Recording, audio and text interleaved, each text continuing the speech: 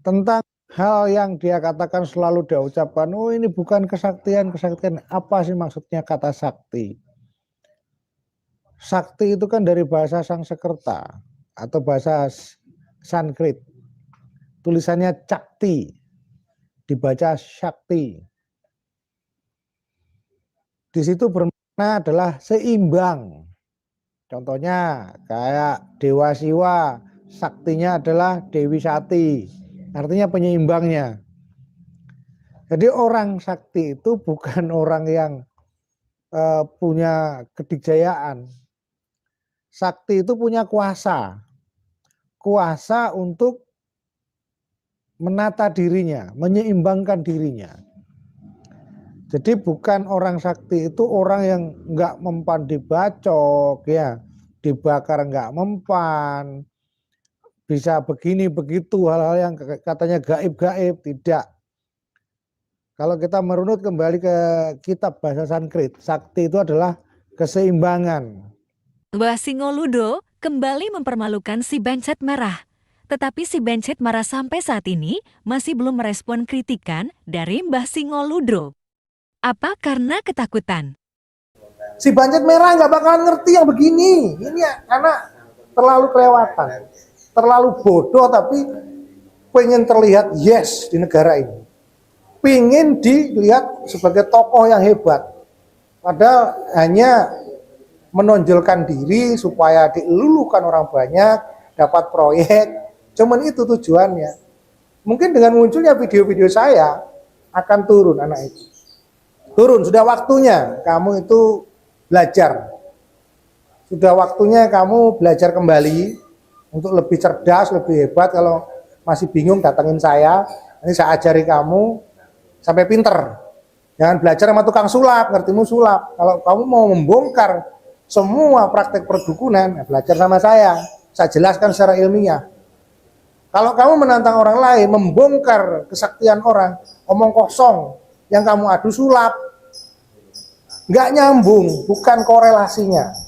Jadi antara bumi dengan langit, ilmu metafisika, tetapi digandeng dengan ilmu sulap, nggak bisa. Jadi masyarakat Indonesia harus lebih cerdas lagi. Tinggalkan omongan busuk seorang anak kecil yang tidak mengerti apa-apa ini. Ngertinya cuma sulap yang ditandingkan dengan ilmu-ilmu leluhur, tidak bisa.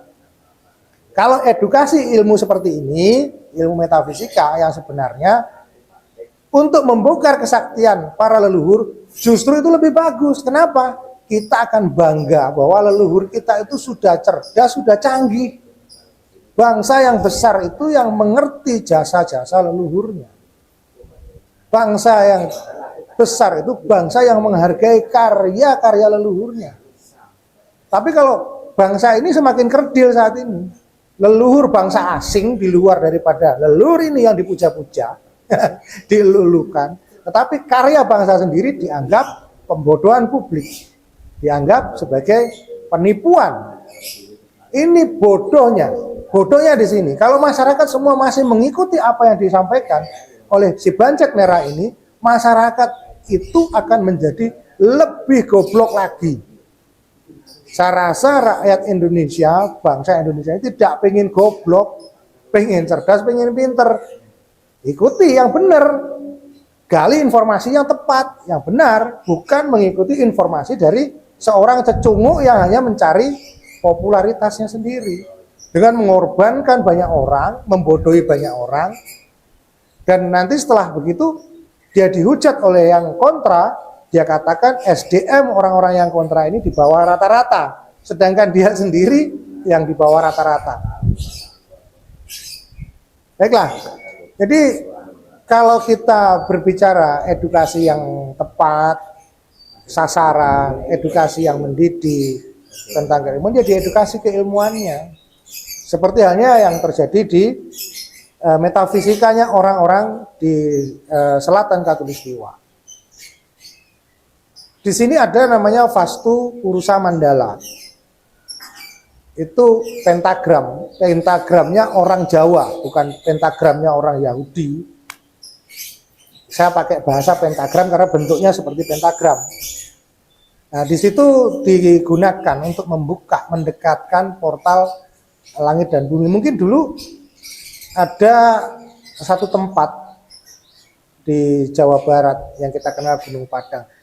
Bisa datang ke sana, kita buktikan kita di sana dan melakukan prosesi karena Gunung Padang itu adalah mandala yang sudah dibuka dan sekarang runtuh mandala itu tidak dibangun kembali. Atau di Candi Borobudur, di stupa paling atas, bentuk senternya adalah Borobudur dan sudut delapannya adalah Wonosobo, Ungaran, Candi Cetha. Di selatan lagi di Kayangan Blepeh, terus di ujung agak barat itu di baratnya Jogja ke perbukitan Manoreh.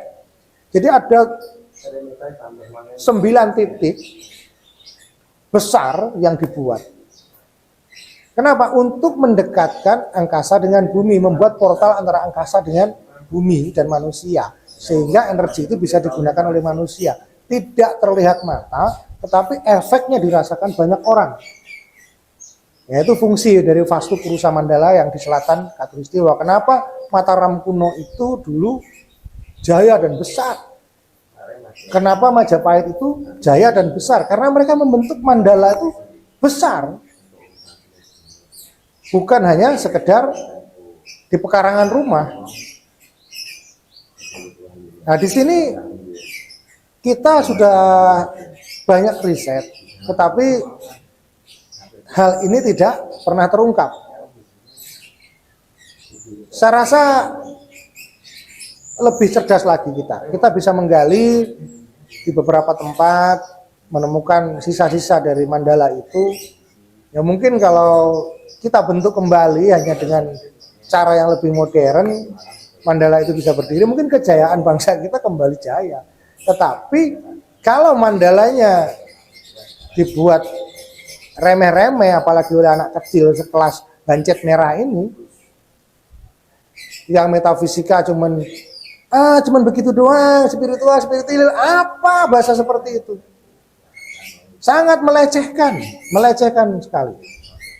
Karena manusia itu memang punya sisi yang berbeda dengan yang lain. Mungkin dia tidak mengerti itu. Mandala dirinya sendiri tidak pernah dia buka, apalagi mandala alam. Portal dirinya nggak pernah dibuka, portal alam apalagi. Saya rasa tidak bisa dia membentuk itu, karena memang anak kecil yang tidak mengerti apa-apa. Kapasitas dia di dunia metafisika Indonesia sebagai apa? Tidak ada sama sekali. Dia hanya belajar tentang Reiki yang bukan asli Indonesia. Indonesia bukan Reiki. Ajaran Indonesia itu adalah Sri Cakra sebenarnya. Reiki, Ketumu ataupun Reiki yang lain, makanya diberi nama Reiki Asia oleh almarhum Bapak Yan Nurindra. Karena sumbernya Reiki itu dari Tibet. Dan Tibet itu letaknya ada di utara Katulistiwa. Nah kita ini orang selatan Katulistiwa, nggak cocok sebenarnya kita itu bermain Reiki. Hanya untuk kepentingan pribadi cocok, bisa untuk kepentingan diri sendiri. Tetapi kalau untuk berurusan dengan alam semesta, kita punya yang namanya ajaran Sri Cakra. Dan itu nggak pernah diajarkan saat ini. Karena orang Indonesia itu lebih suka segala sesuatu yang sumbernya dari luar. Sedangkan yang di dalam tidak pernah digali. Sehingga ketika muncul saudara-saudara kita dari Kalimantan, dari Sumatera yang katanya memiliki keistimewaan, tidak bisa terima. Kenapa? Ya karena bodoh, nggak tahu, dia suka impor, tapi yang di dalam negeri sendiri tidak pernah digali. Orang di Kalimantan masih menggunakan ini walaupun tidak dengan bahasa yang seperti saya sampaikan tadi. Tapi mereka mempraktekkan itu semua, saudara-saudara kita di Kalimantan. Contohnya seperti yang kemarin dibahas tentang mangkok merah, bagaimana tanda atau sinyal bahaya itu bisa di alam maya, dalam kondisi maya. Maya itu kalau orang sekarang menyebutnya ya metafisik. tapi bisa terlihat oleh orang banyak. Bagaimana mangkok itu bisa keliling, memberikan sinyal, memberikan tanda sehingga orang itu akan berkumpul di suatu tempat dan melakukan koordinasi besar. Kan nggak masuk logikanya orang sekarang. Tapi apa yang disampaikan oleh Pangalaman Kujila itu saya sangat percaya dan yakin karena saya menyaksikan sendiri. Bagaimana saya dulu masuk ke Kalbar, ada satu pulau di perbatasan Sarawak dengan Indonesia di tengah lautan. Sebenarnya kalau di lautannya masuk ke Sarawak posisinya.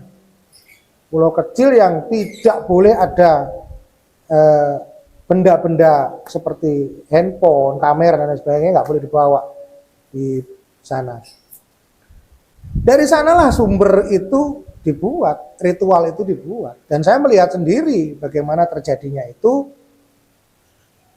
Jika orang-orang di sini mungkin tidak percaya. Saya bisa menjelaskan secara ilmiah, secara akademis dengan bahasa-bahasa yang bisa dinalar, bisa diterima oleh orang-orang sekarang. Ya sebatas itu. Kalau lebih dari itu saya nggak bisa.